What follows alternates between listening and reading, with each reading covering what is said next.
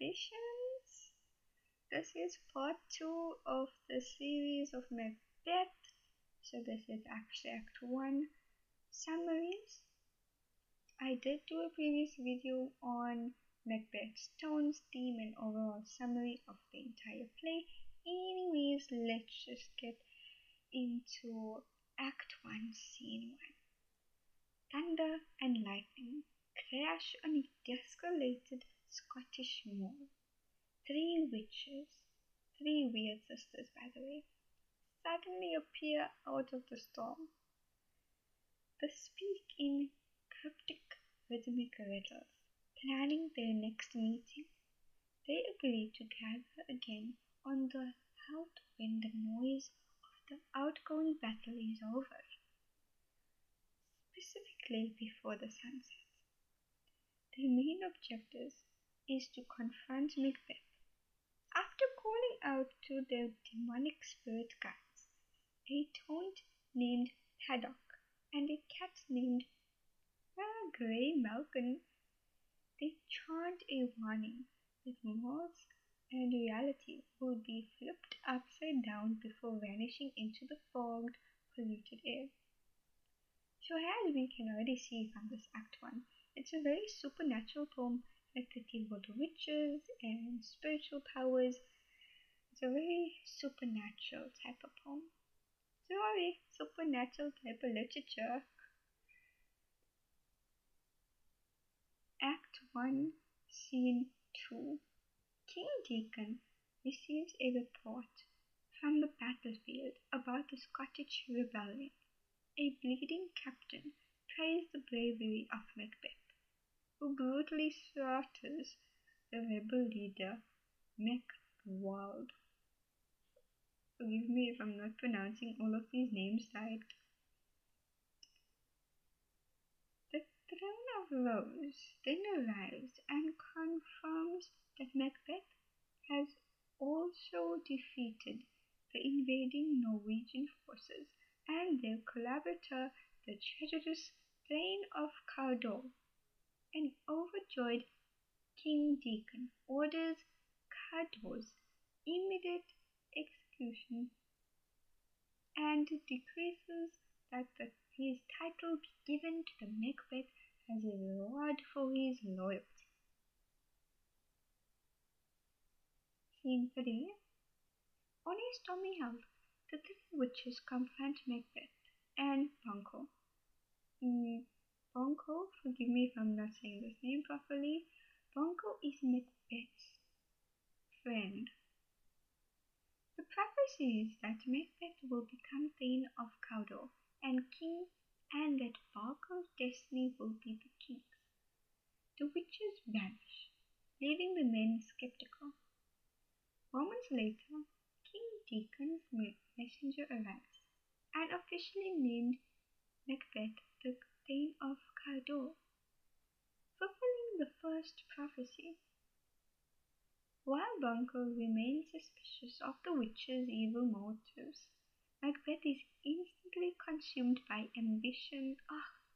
This is such a lovely word, and these people use it so negatively. Anyways, instantly consumed by his ambition, privately contemplating murder to the king to seize the throne. Act 1, Scene 4. King Duncan receives confirmation that the treacherous Thane of Cawdor has been executed. Macbeth and Banquo then arrive at the court, where Duncan warmly thanks them for their heroism, praising Macbeth in particular. However, Duncan disrupts Macbeth's secret hope by officially naming his eldest son, Malcolm, as the Prince of Cumberland and heir to the throne.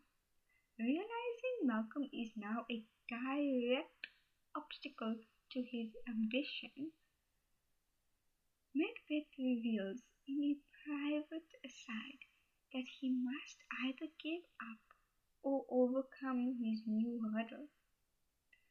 asking the stars to hide his deep, dark desires. Deacon then announces a plan to visit Macbeth. Oof, I'm so sorry that these words are not clear. Anyways, let's just go on to scene 5. At the castle, in Inverse's Lady Macbeth reads a letter from Macbeth, detailing the witch's prophecy. She fears her husband is too full, oh, the milk of human kindness. This is a quote that Lady Macbeth uses in the play. To take the crown by forces. So she resolves to manipulate him into committing murder. So she basically persuades her husband into murdering someone. So he and her can take over the throne. Upon learning that Deacon is coming to stay at their castle that very night, she summons dark spirits to strip her of all her feminine weaknesses and fill her with cruelty. When Macbeth arrives, she firmly takes control of the plot, advising him to look innocent like a welcoming flower, but act like a deadly as a serpent hiding underneath it. Oh my word, this poem is so hectic. Scene 6. Deacon's son. Okay, King Deacon, his son, and his lord arrives at Macbeth's castle to stay over. Deacon remarks on a pleasant, welcoming atmosphere and the sweet air of estate of Lady Macbeth greets the king with extremely courteous and false hospitality, thanking him profusely for his generosity and titles.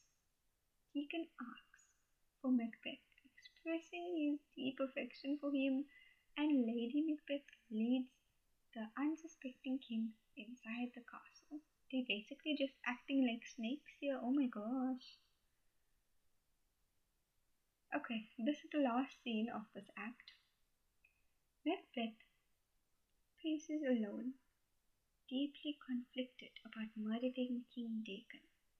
He worries about the consequences, noting that Duncan is his guest, his king, and his virtuous leader, who murders would outrage Scotland. He concludes that only oh, vaulting ambition drives him to commit the crime. When Lady Macbeth enters, Macbeth declares that he will proceed no further. Furious, she attacks his manhood, calling him a coward and claiming she would rather brutally kill her own child than break such a promise. She outlines a flawless plan to frame Deacon's guards by getting them drunk. Swayed by her cruelty and resolve, Macbeth agrees to murder, declaring his mind is made up. Can you believe it? She just instigated him to kill. And they're using such a nice word here, ambition. Oh my gosh. Anyways, so if you didn't know, ambition is meaning the strive to gain something and having the motivation to do so. So it can be to get anything. And in this case, they use it negatively for the wrongdoings, and they want wealth, they want the kingdom, they want all the power. So they're gonna do anything in order to get that, and even murder. So yes, this is the end of Act 1. Thank you so much for watching, and stay tuned because Act 2 will be out shortly.